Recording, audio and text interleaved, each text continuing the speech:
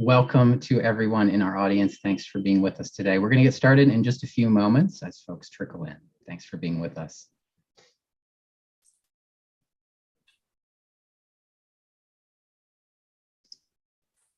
Hi, everyone. Welcome. We'll get started in just another moment as our audience joins us. Well, hi, everyone. Welcome and thank you for joining us today. I am Michael Morella, Managing Editor of Events at US News and World Report. In today's webinar, we're looking at how virtual learning is enabling lifelong skill building. Now, it's no secret to all of you that online learning has changed dramatically in recent years, and the COVID-19 pandemic has only underscored how education programs must adapt to learners of all types. I'm really excited about the group we have with us today as we dive into this issue and share some important insights for all of you viewing. Now, we do want to encourage you attendees to ask questions, and as you have them, we want you to please type them into the Q&A feature in Zoom on your screen. Type your questions in, the US News team will review those, and we'll try to give voice to some of those later in the hour. Before I introduce our speakers, two other quick notes. We are recording video of today's session, and registrants will receive a link to that video in the coming days. Look for an email from our team. That video is also going to be archived on usnews.com.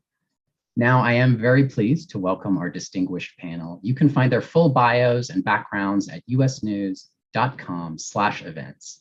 With us today are Dr. Marina Amini, Executive Director of the California Virtual Campus with California Community Colleges, Dr. Evangeline Cummings, Assistant Provost and Director of UF Online with the University of Florida, Dr. Judy Olian, President of Quinnipiac University in Connecticut, and Jared Stein, Vice President of Higher Education Strategy for Canvas by Instructure.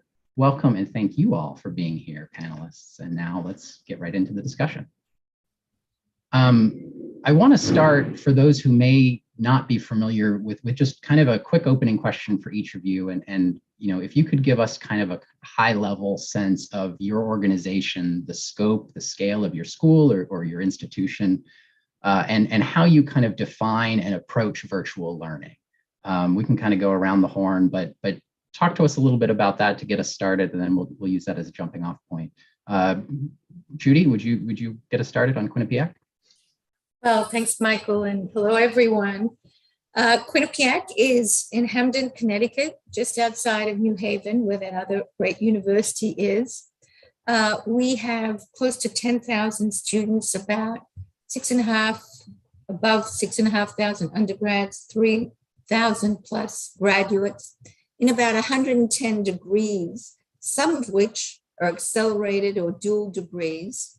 And we have, as part of those, definitely virtual learning, which well preceded COVID. We had something called QU Online early on to both assist in the acceleration of degrees, but also to reach out to adults. We're a very comprehensive university with 8 professional schools, including the 4 legs of a stool of business, engineering, law, and medicine, but others, and obviously a College of Arts and Sciences. So very comprehensive, medium-sized, with an intimate feel across 3 very proximal campuses around Hamden and North Haven. Great. Marina, how about you? You take us, we'll travel across the country to the other coast. Tell us about California Virtual Campus and the community college system there. Yeah, so I don't know how familiar folks are about the California Community College system. It's the largest educational system in the entire world. There are about 116 community colleges that live within about 73 districts in the state. We serve anywhere between 1.8 million to, I would say, like 3 million at our peak students, annually.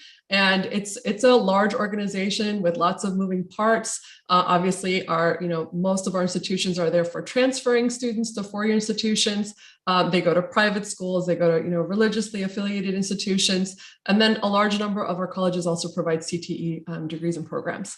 And so the CVC, which is short for California Virtual Campus, is a project. It's an initiative through the State Chancellor's Office, which supports 116 colleges, with this online ecosystem of tools, professional development. Kind of our key tool that folks probably hear about is called the Course Exchange, which I'll get into a little bit later. Training for quality in online design and teaching. And then, lots of student support services, online counseling, online tutoring, and so forth. So it's sort of this ecosystem of support. We've been around for around 10 years before online education became cool, because we realized it was this growing need within our community college system. So we kind of live in the middle of all that fun. And like I said, we support all the colleges in California.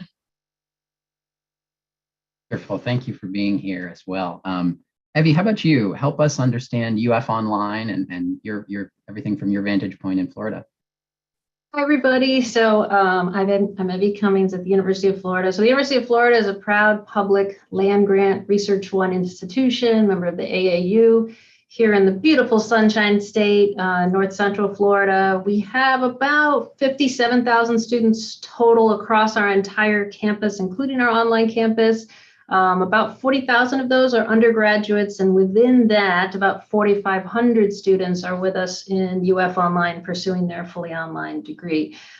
We here at University of Florida opted to embark upon UF Online as a fully integrated model. So I run UF Online here, but it's the work of 12 of our colleges to offer 25 bachelor's degrees in a fully online format, taught by the same faculty. And so probably similar to Marina. So I spend a lot of time on quality and faculty support and ensuring that our programs represent the best of the University of Florida in a more agile format.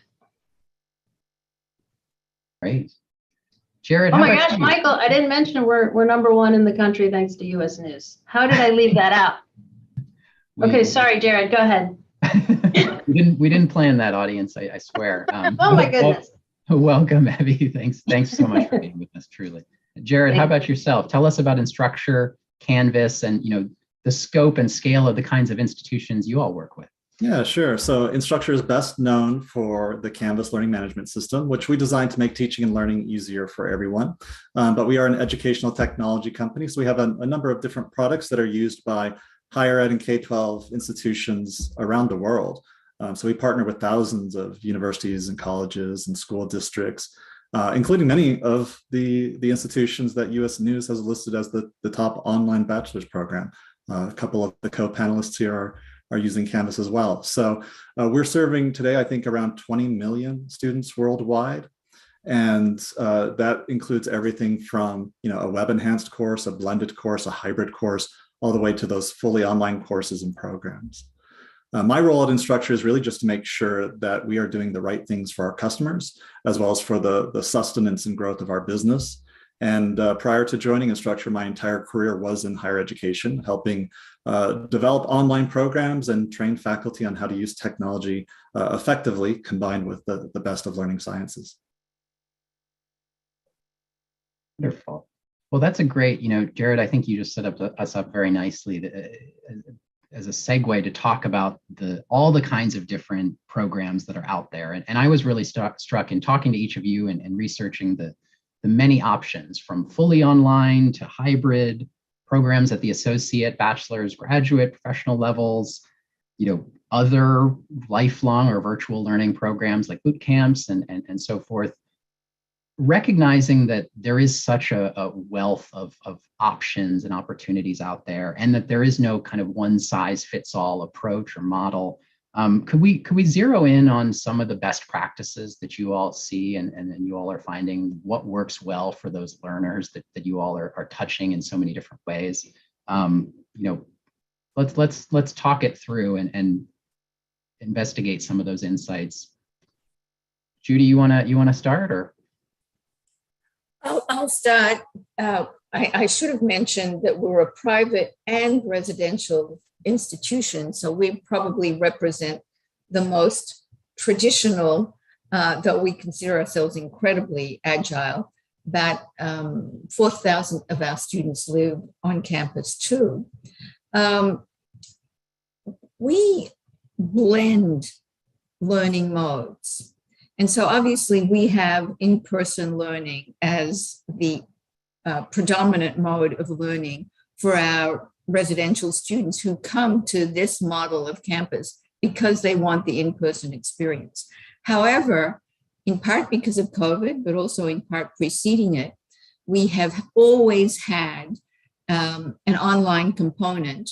We have some remarkably innovative accelerated degrees, 3+1, 4+1, 3+3, 3+2, depending on whether it's health sciences or law or MBA with something else.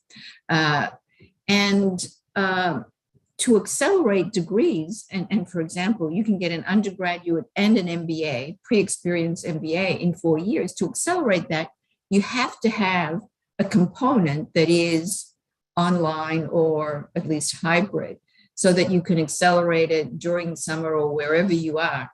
And you know, time is money, and students get invaluable returns from that form of acceleration.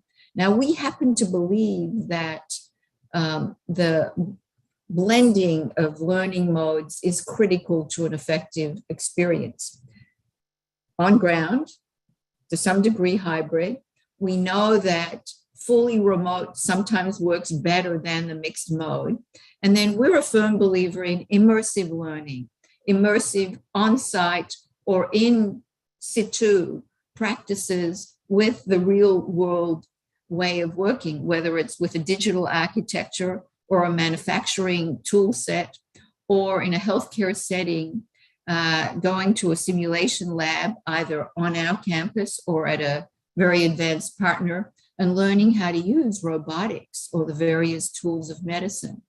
And we feel that to create readiness for the marketplace, you really benefit from all of these forms of learning, each of which gives you something different. For example, the in-person experience might work as a learning mode for some of our students, but they're also learning interpersonal skills, honing their EQ, honing leadership, which is a critical part of developing readiness for the workplace. Hi, Michael, could I chime in? Yeah, so I think, you know, I'm sure a lot of the listeners here are thinking, what's next post-COVID? And so as we think about our best practices, I think reflective by the panel, really good online is inherently local.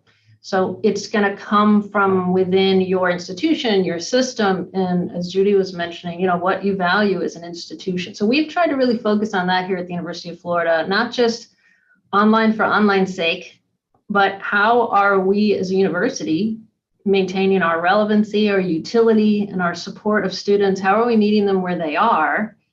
How are we not? I ask people here, you know, this a lot. I'm like, well, how do we know what students need today versus when we went to school? And so we looked at our online initiative as a modernization effort, but one that was inherently local and authentic to us as an institution. You know, Canvas and other tools and experts like Jared can help institutions think about online, but my counsel would be to really think about it in terms of how is it going to be a part of your identity? How is it going to be a part of what your tradition is at your institution? And fundamentally, how will you meet students where they are? Those are some of my best practices. Yeah, to build on what Evie is, you know, talking about kind of local control and local support for quality, we really promote a process called local poker. And it's not as cool as it sounds. It's not the Vegas kind of poker, but it's POCR, Peer Online Course Review. And so what we do is we support colleges to create their own in-house local processes to ensure quality, whether that entails accessibility review, whether that entails having peers go into each other's courses and provide feedback. We have an excellent rubric that's kind of nationally recognized. It's the online course design rubric. It has standards that we kind of promote. We support training around that. But local poker has been a really exciting initiative that was here before the pandemic, but really now people are drawn to it increasingly because they realize, you know, there's a need for course quality and support so that the student experience is consistent, it's equitable, it's supportive. And then the CVC's role in all of that is training around that POCR rubric, that peer online course review rubric. We also provide a lot of training for faculty to think about equity-minded practices in the classroom, how course design can help to equitize learning as well. And then also, things about, well, how does communication standards, impact student learning? How does humanizing your curriculum impact retention and course outcomes? So the community college faculty are very, very close to the student and teaching, and that's really their focus. And a lot of times why we get them in the classroom. And so the CVC has been really proud to kind of support some of that professional development around that learning and those standards around it. Yeah, I would add to that, if we think at a macro level, any technology enhanced program, whether it's fully online or blended or hybrid, anywhere in between, really should begin with the end in mind. And I think Evie alluded to this a little bit as she talked about how online programs really have to match your institutional identity or what you want that to be.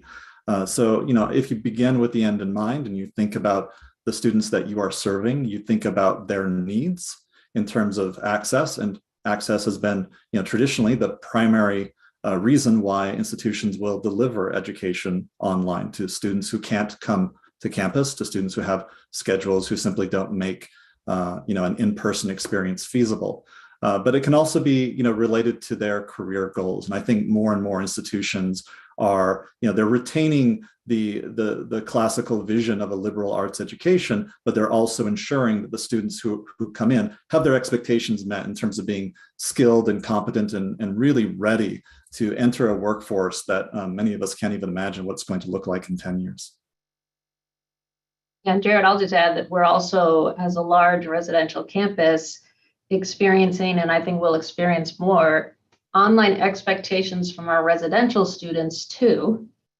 And so I think, we tend to think about, okay, there's fully online, there's fully on ground, and Judy's way ahead of us in terms of really cool hybrid options too. But we're also seeing our residential students post-COVID saying, oh, well, we want online too. We want the best of both. We want to be able to come to campus. We want to be able to have our lectures taped.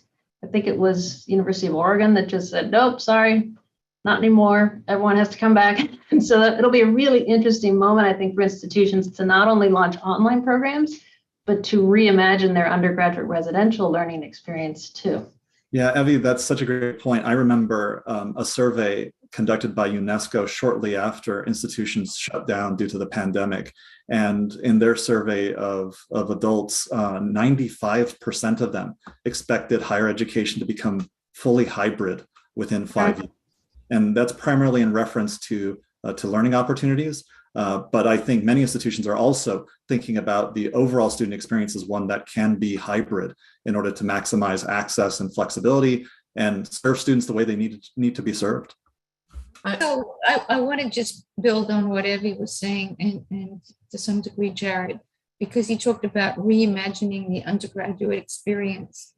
I mean, one of the challenges that I think we're all confronting after COVID is the level of engagement of students in the learning experience. Something has happened to many students in terms of just their ability to fully get back into the throttle.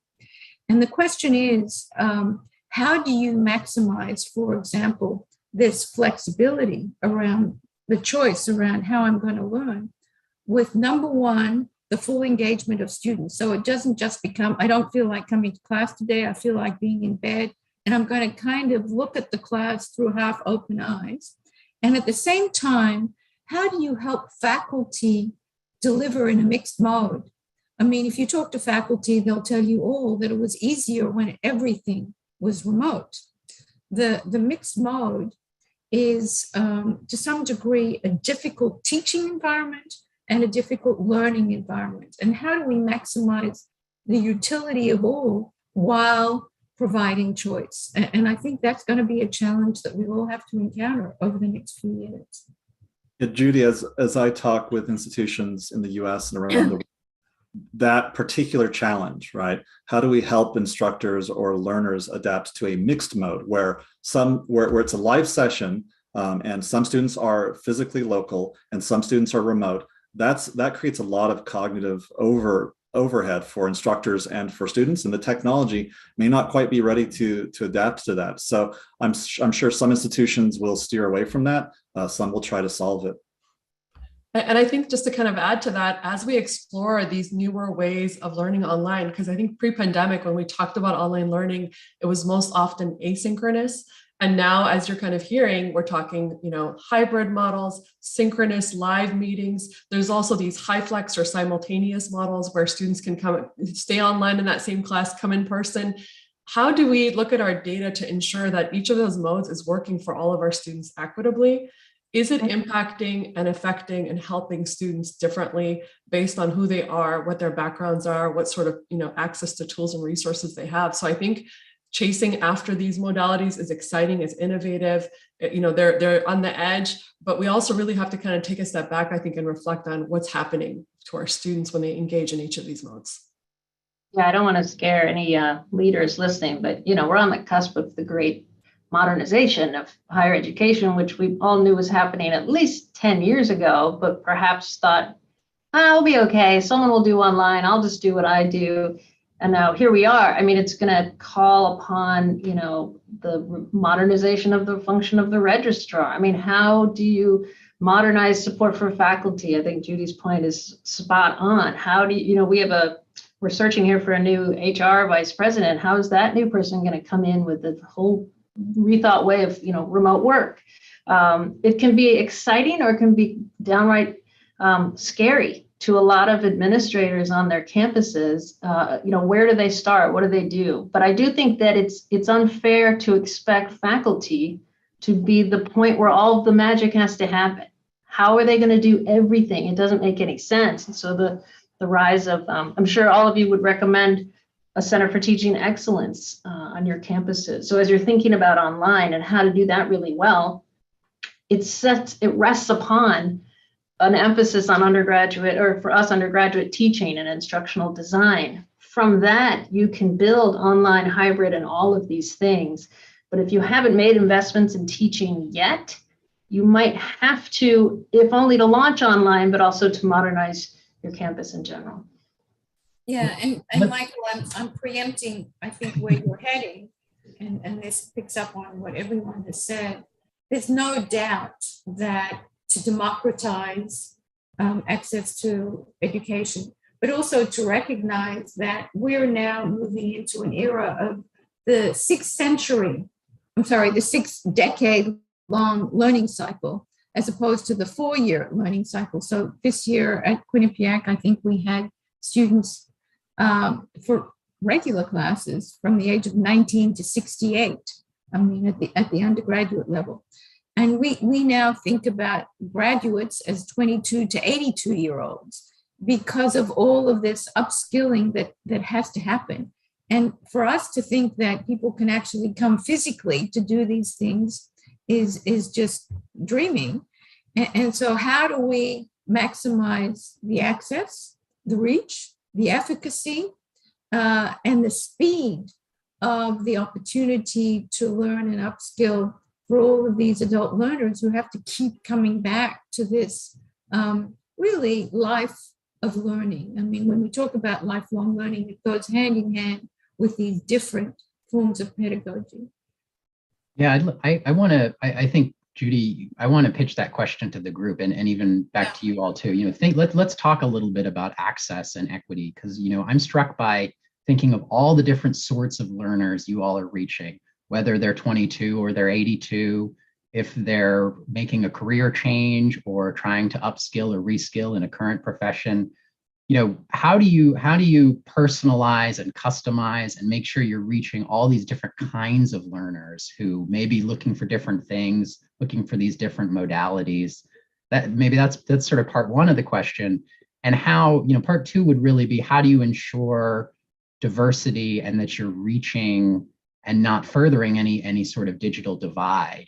Technology is great. It's got all 5 of us talking from various parts of the country, but how do you make sure you're not leaving behind or shutting out people who for whom these programs might be really powerful? I know those are 2 big questions, but anyone want to take a first stab? I guess I'll start on the first one. I mean, the the notion, yeah, we have students now in UF Online age 12, let that hang out for a second, 12 to 75. So there cannot be a one size fits all or even a structured process to funnel folks in. So we've invested in human advisors. So we have a very low academic advisor to student ratio, all emanating from our colleges to ensure that no matter your age, no matter your life stage, no matter your geography, no matter your major, the model consistent across campus, so you have a personal and assigned UF advisors. It's something that has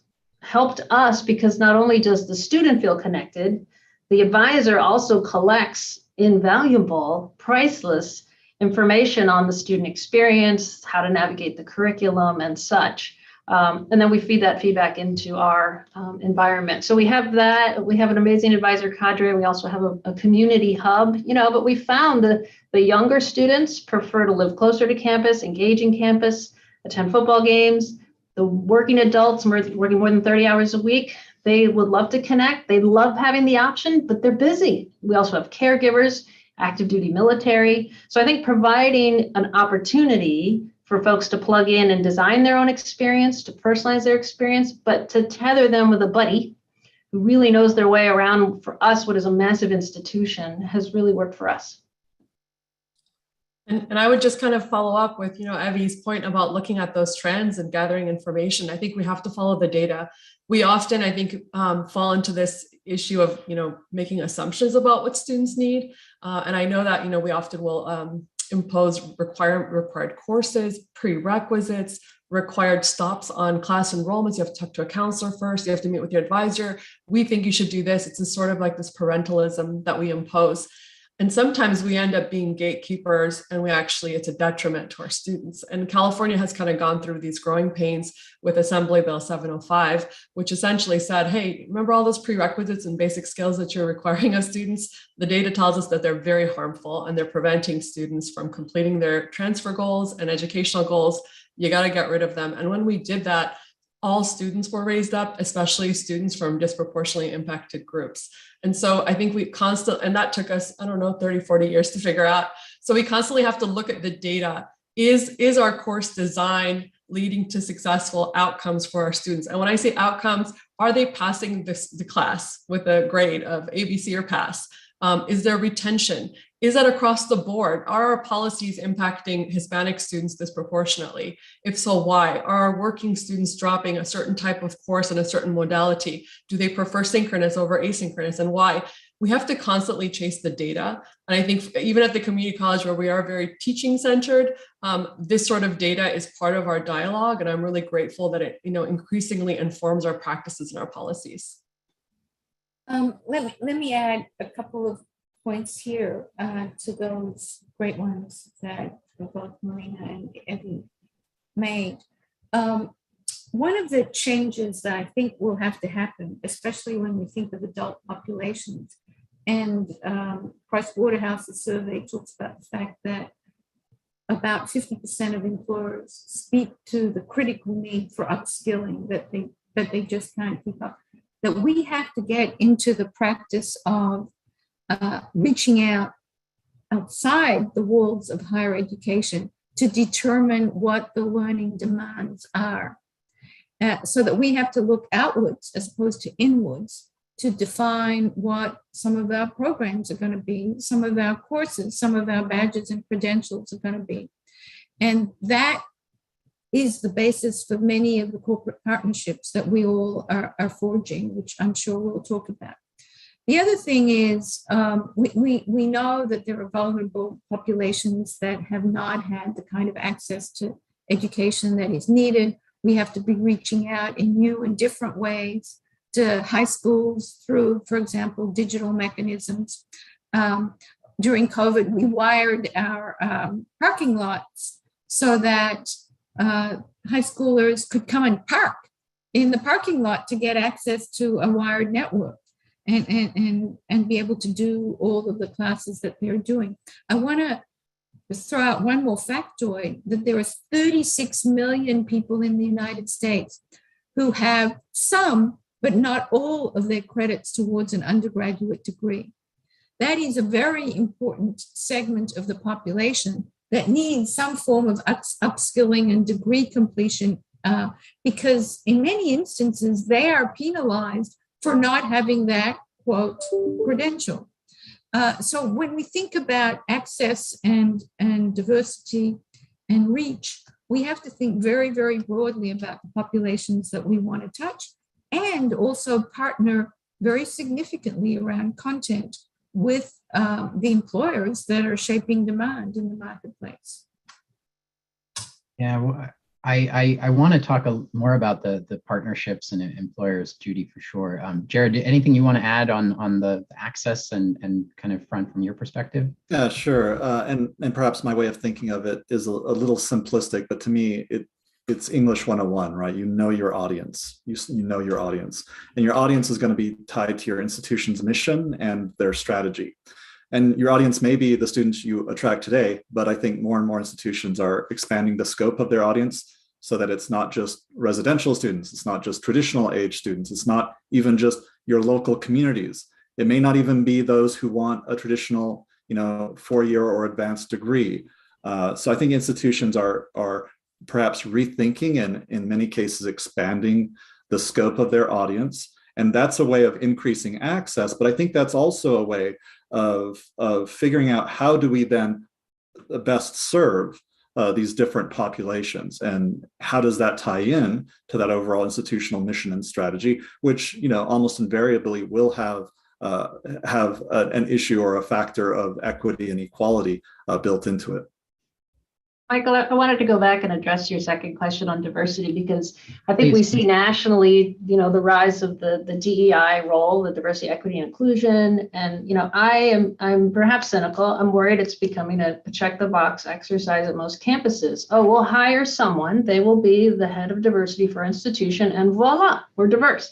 So I of course think that that's not the case at all. I really wish that these sorts of conversations would dovetail into what is your campus diversity, equity, and inclusion strategy, and to what extent is the accessibility, the flexibility, the multi-pathway nature of your campus inextricably linked to your focus on diversity and equity? To what extent is your institution focused predominantly on a full-time 19-year-old, predominantly white learner with all of the privilege and access to guidance, counseling, and parental support, and don't get me started on test scores. So I do think that this is an important moment to look at online, not just as an amazing moment for you to pivot and be more competitive, but to be more welcoming as well. That's a really important point, Evie. And I'll inject it here just to see what you all think too. Cost as well. I think flexibility and cost of programs, I think on the one hand, the training faculty or hiring new roles, instructional designers to address these new modalities, but the cost for students and people accessing these programs. Does anyone want to talk for a moment about that, about things that you're doing at your institutions or the institutions you work with to control costs, to make affordability such a key part of the access? I can maybe kick us off a little bit here. So, representing the community college system, I would say we're probably the most affordable option out there for students. I think we charge around $46 a unit, and that is actually waived if students are part of what we call the California Promise program. There's a lot of fee waivers in place. Assembly Bill 19 in California more or less waived all tuition fees for students for their first 2 years, under certain circumstances. If they come from a local school to their college, if they enroll in a minimum of 12 units, they get a free education, and it's not income-based. So my own son benefited from this. Again, we didn't need the support, but it was free to everybody who applied within those categories. And so that's an exciting way. I think it's really, your first 2 years are covered. It's this avenue into an education that was maybe prohibitive for most in the past. And then increasingly, especially under the pandemic, there are emergency funds, we call them HERF funds, given to colleges in significant amounts to support students. Many colleges are using them for laptop loans and even giving students laptops and Chromebooks to keep permanently hotspots, to, because a lot of our students are taking their online courses purely from a cell phone. Believe it or not, they're writing essays all on their cell phones and trying to submit it in Canvas, which actually looks different because the mobile interface might be different from the actual one that the teacher is seeing. So these are all ways to kind of connect and fill in those gaps, I think, that exist for students in terms of finances. By state law, we charge 40% less for UF Online versus UF Main. It was a fascinating state-driven, successful enterprise to say, okay, if we not only provided a quality online option, but we really cut the cost, could we remove more barriers for students? And we've saved about $30 million in tuition and fees for Floridians. I think that the notion that everyone can just take out loans and they'll be fine is outdated. So I also would ask that we look at the value. So, okay, here's what your price is. When's the last time you actually took a survey of your students to get a sense of whether or not they were feeling that they were getting value from the experience? I think we have a big inertia, a tradition in higher ed, and everyone has to take, as Marina was saying, these prerequisites and these gen eds and all, and then that's how you do it. And to what extent do students find value in that at any price? I think that's a continual focus of ours here. Let's I'll add one more thing. I mean, we obviously have pipeline programs accessing a variety of populations and also providing incentives for students to enroll. But I want us to emphasize also the retention piece, because it's not enough to come in. You have to be able to sustain your enrollment and to graduate with success onto the path of your life. And I think that part of what we do has to be geared towards the support and nurturing and scaffolding of students of all kinds who need that kind of support in addition to financial, so that they successfully graduate. Because ultimately, college education is a transformational experience if you get out of there and start on the ramp of a college-educated career. And we spend a lot of time on that through a variety of bridge programs and, as I said, scaffolding programs. Well, let's talk about I think retention and the whole student experience and student engagement, I think, is a really interesting thread. I want to make sure we do talk a little bit about the employers and these partnerships. I know several of you there's a lot of examples at your own institutions or those you work with. But what are you hearing from employers? I think we hear a lot in the general media about skills gaps and competencies. A lot of these maybe there's a mismatch in certain fields, but how are you kind of taking what you're hearing from employers and turning that into, okay, I can adapt, I can evolve, I can innovate a particular program that it serves the needs of a particular employer and makes a real difference for the learner who's the future or even current worker. Jared, I saw you nodding. Do you want to start us off there? Or? Yeah, sure. So I think in my conversations with employers who are working with or seek to work with higher ed institutions, they're looking at it from a couple of perspectives. One, you mentioned, right, the desire to upskill or perhaps credential their current employees, but also they're looking at it as a potential benefit to attract and retain their employees and to help them, move through the ranks of their company. I actually just happened to be up at my own alma mater the other day, Utah State University. Just a real quick example. When I was up there, they told me about a new program, a new partnership that they have with Northrop Grumman. They're an aerospace company, and they had recently acquired Northern Utah's Orbital ATK company. And through that acquisition, Northrop Grumman decided that they needed to upskill and credential a whole heck of a lot of their employees just to meet a higher standard of education. So they partnered with Utah State. It was a local partnership. Utah State, by the way, number 14 on your list. And they created a competency-based online program. And the importance of it being competency-based was twofold. One was to provide some additional flexibility for the employees who are working through the program to work at their own pace and to sort of express the skills that they already had in terms of, assessments and competencies. But two was to make sure that the program really was focused on not only the skills that the employees may already have, but the skills that Northrop Grumman needed to develop. So the competency-based approach, the online approach, and that partnership, I think worked out really well for both Utah State and the corporation. I think Utah State is using that now as a model that they can replicate with other corporations that may have similar needs.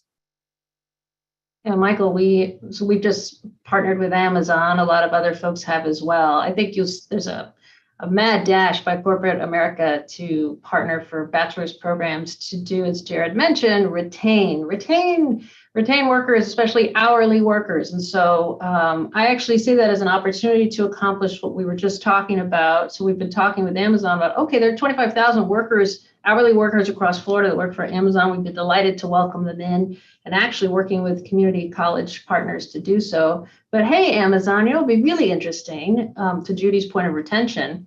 If I'm working at an Amazon warehouse, I'm exhausted, I'm busy. How am I going to persist? How am I going to continue? How am I going to even access my courses? Do I need equipment? Do I need connectivity? And so we're going to try to do some pilots. Amazon's been really receptive to some pilots in maybe some urban and rural areas of Florida to say, okay, the corporations really want to retain workers. Higher ed loves to welcome students, but can we also take it to the next level and try to see, all right, where can the employers also help collaborate with higher ed to look at those issues of connectivity and persistence? So as we continue to partner with employers, we're going to continue to try to push for that sort of a flavor. So we're not just signing up a lot of hourly workers for college degrees online and perhaps not seeing them complete, because that's something I want to keep an eye on in the next several years.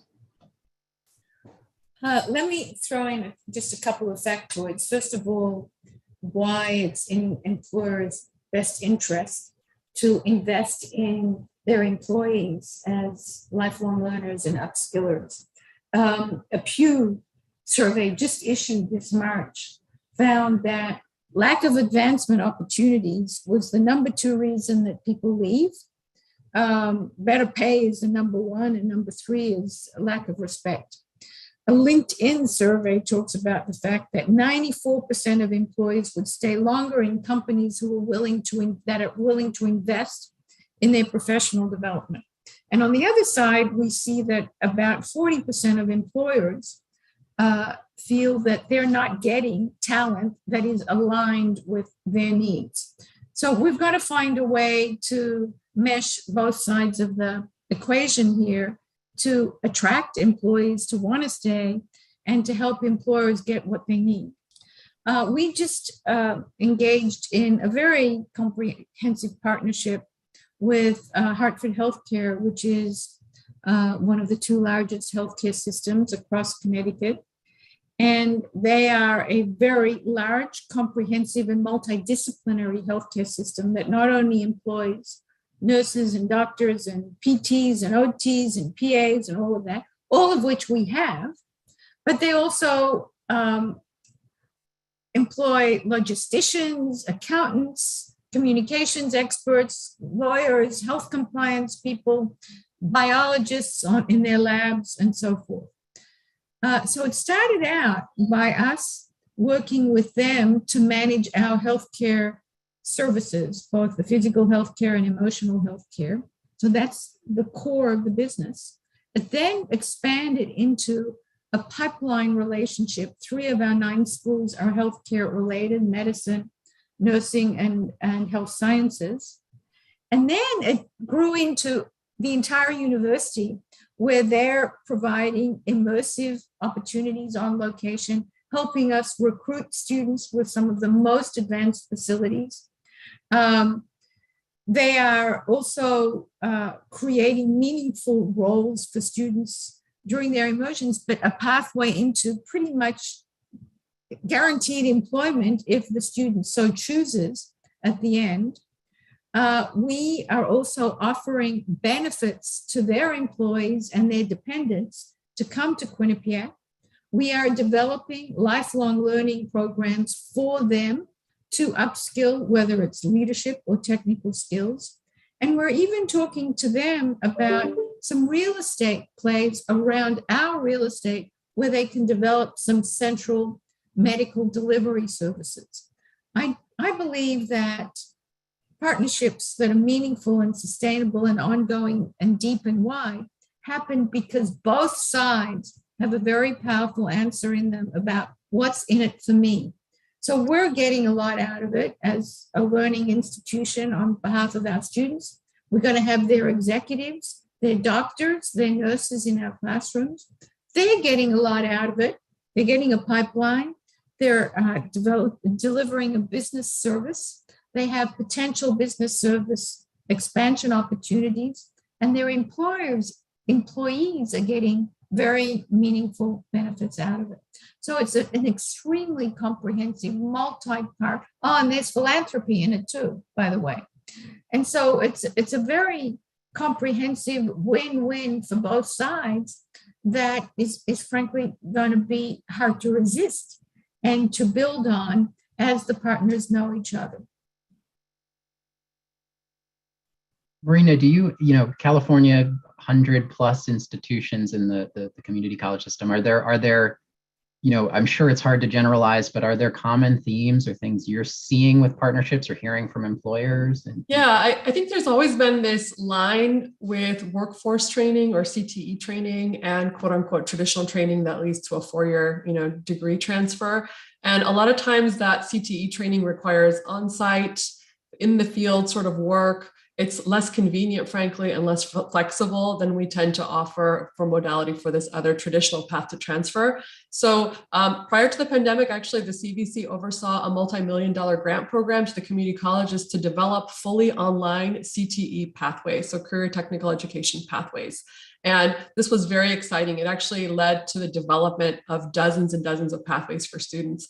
And on our website, we've actually consolidated this list for students of more than 80 fully online certificates. So these are health information technology and administrative assistance. Some are in healthcare, some are in manufacturing, various, helpful certificates that can help them get work, right away in the field that can be completed fully online. And that's very, very exciting. That list is growing. I know it's outdated on a weekly basis because colleges are now, recognizing that the way you handle the Great Resignation is to talk with our employers, talk with, the companies that need the workers, find out what those skills are, provide the training, get people in those jobs.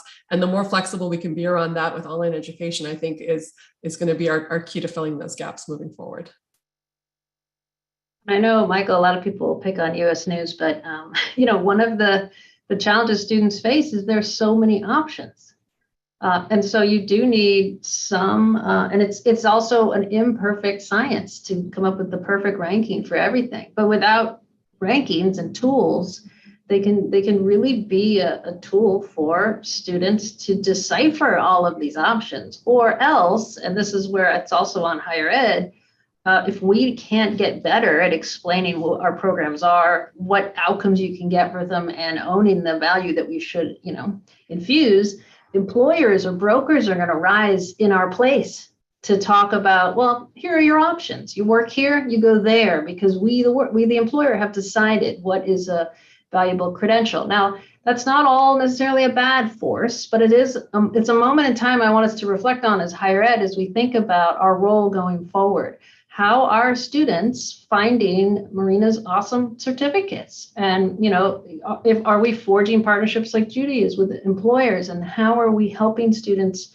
decipher the good from the bad? Because we all know there's some not so good online out there. So I think that's another one of our challenges going forward, working with employers, is making sure that it doesn't become some exclusive relationship with only certain employers, and that all students have an opportunity to also engage in these options. Yeah, on that note, one thing that I'm seeing, at least across institutions that are using Canvas, is that many universities have partnered with companies like Guilds to develop some of those corporate relationships. Many institutions have partnered with MOOC providers like Coursera, Udacity, et cetera.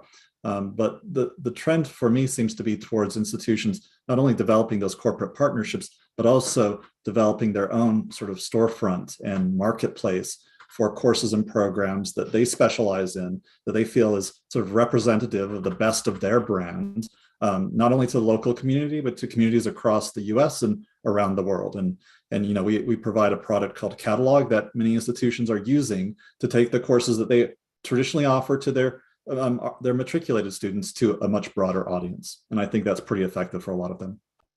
I think it's also a unique challenge to this lifelong learning model shift. We have tended to rely upon the feeders, which were the high schools, the guidance counselors, and the families, the influencers that would now, with mixed results, share their thoughts on where one should go. And now, if I'm 25, I'm cutting hair, I have a little kid, and I want to go back to school, I don't have a guidance counselor. Now, maybe I do in California, because California is awesome. There's all kinds of support for folks in California, but who is providing that support to help students make wise choices for when they come and they finish their bachelor's, when they want to come back and get a certificate, even pursue a master's, helping them navigate that space, I think, is another key focus of ours going forward. And Marina, I want to just give you an opportunity to talk a little bit about, I think you mentioned it earlier, CVC Exchange, because I think that's an interesting example of the storefront idea, or just something that's user friendly, that's thinking about the student or end user, helping them kind of see what options are out there. Could you say a word on that? Yeah, so the CVC Exchange has really been a partnership. It's the dream, because I think we hear a lot about institutions like the ones we're hearing from today, from my co-panelists, going it alone. It's so hard to meet every need for every student in every degree and every class online. It's very, very challenging to maintain that just in-house. And so the community college system kind of asked, and the CVC asked, how can we partner together to offer more to our students beyond the walls of our institutions, besides just like the 15 classes that my college offers online and the 3 that yours offers online. And so this is where the course exchange came about. And essentially we take the inventory of 115 colleges, the online inventory, and we put it on one place, and we make it easy for students to search and sort through classes and then enroll without having to apply to that college. So imagine if Judy students could not find an online statistics class that they really needed, and a student needs that class to complete, their degree or their certificate or their ed goal, but they can take it at U of Florida. The exchange would facilitate that and allow that student to take that class at University of Florida without having to apply to the college, using the exchange's cross-enrollment tool. On top of that, when the student goes into their Canvas shell, which is our learning management system for the entire state, for all community colleges, when they go in, that class shows up on their dashboard in this beautiful, smooth interface. So it feels very, unified in terms of the experience for the students. They didn't have to leave their college and apply somewhere else and wait for a student ID and wait for an email from admissions. Our cross-enrollment tool facilitates that. So the dream is to take the students from having these 1 or 2 choices at their institution to now having access to more than 100,000 courses in the exchange, which they now do. This technology is obviously very new. We work with Instructure, we're working with our various vendors, and it's tough because we're really at the edge of what we can do in terms of the technology, and we're building it as we go almost. But it's very exciting in terms of the access that it can provide for students. Yeah, I think that partnership model is going to be a disruptive change across all facets of learning and teaching, and it's a necessary facet. In my prior institution, which was in California, all of the doctoral seminars in LA were, I wouldn't say all, but many of the institutions just shared, because doctoral programs are incredibly expensive to run. There's something in New England between Olin and Babson and Wellesley where students can cross-register. We have some partnerships around the accelerated degrees where we become the +1 or the +2 for another institution. And when you think about it, given that you want to cross geographic boundaries, it's almost by necessity that some of that sharing has to occur digitally, online as opposed to in person. But yes, I think higher education will have to increasingly get out of the mold of let's do it alone, as opposed to, we see it in the corporate world, frenemies getting in bed together places that you wouldn't conceive of working together, and yet they do. And we're not that competitive in higher education. And I think for cost reasons, for accessibility, and for the diversity of offerings, it's going to become a necessity.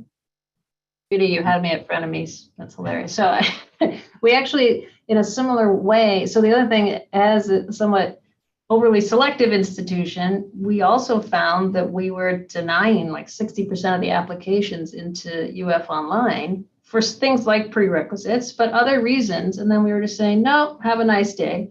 And so we forged a Gator Pathways College Consortia here in the state of Florida with our state college, community college partners to say, okay, we're not just going to stand tall and oddly proud in higher ed because we deny so many applications, which is a weird marker, right, that we have here in higher ed. We're going to actively funnel and refer students to sister institutions to then, if they want, come back and complete at the upper division, but they might find a home elsewhere, and that's a beautiful thing. So it's also, I think there's a calling here for the proudly selective. Someone else came up with another great word for it. I can't remember, the highly, dang it, I can't remember. But you know, if we have such a great reputation, if we tell everyone no, how are we actually meeting the needs of students? We're not just here to tell people no. So I think partnerships in that regard are also really important. We're coming close to time, and I want to sneak in a couple more questions. One from someone in our audience, kind of going back to, I think, what several of you talked about, the idea of retention and persistence. Any quick thoughts about what's working there to get people to complete their either degree programs, certificates, whatever it might be? Any quick insight there from one or more of you? I'll just quickly mention our academic advisors. Having that personalized tethered model helps students go part-time, go full-time, but ultimately cross the finish line. Yeah, I would add flexibility of choice and a student-centered design in everything that we do. Yeah, well, something I heard from University of Utah was that when the pandemic hit, it caused them to realize that there were some students who were invisible to them. Once all students were off campus, they suddenly realized that some students had always been invisible to them. And so I think going forward, they and many institutions are investing in student services differently. And I think it sort of ties into this idea of a hybrid campus to ensure that all students have access to the services, the events, the activities, the engagement, not just the courses that they need in order to feel connected, to thrive in their program, to graduate, and probably come back for more learning someday. And I would say the transitional programs to help people come into the environment and learn how to learn and learn how to interact. And the other thing is some sense of connection to the professor, to the instructor, that they have some kind of, it's not enough to scaffold them with support. They have to feel somehow connected to the instructor, to what they're learning through the instructor. And so it puts a big burden on that person digitally. I think I'll sneak in one final lightning round question for you all. And I just want you to think 10 years from now. A lot has changed in the last 2 years, but what does virtual learning look like? What did some of these innovations or challenges that you all have posed today? Any quick senses of, whether it's on your own campus or just across the kind of higher education spectrum to close this out? 10 years from now, we should have a much more student-centric personalization process whereby students can flip from fully online to fully on ground to taking a semester to do an internship to even, bringing in what they've learned when they return. So I think more fluidity. Right now, our systems are very structured and we don't necessarily allow for that as much as I hope we will in 10 years. I would second that and say high support, high expectations, high flexibility with students in mind. Great. Judy? Jared, you want to go? Oh, okay. Sure, I'll say that 10 years from now, technology is making learning more active. So that active learning is the default, it's the standard, not the exception.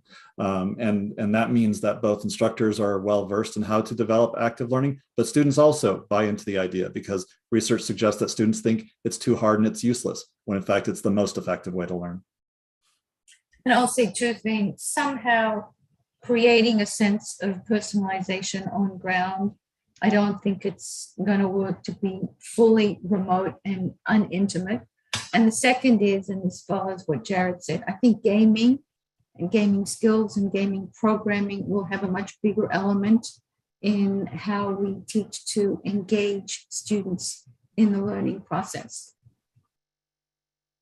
Well, I look forward to hosting this webinar with all of you 10 years from now, and we'll see how those predictions and ideas pan out. But I want to thank you all. Thank you to those of you in our audience for joining us today. But thank you especially to Jared Stein, Julie Olian, Marina Amini, and Evangeline Cummings. You were all great, and we really appreciate the insights shared today. For those of you who have colleagues who might be interested, we'll have video posted online later today at usnews.com/events of the session. And we look forward to having you join us again for a future webinar. Thanks again to our panel and to our audience. Great to talk with you. Thank you. Thank you.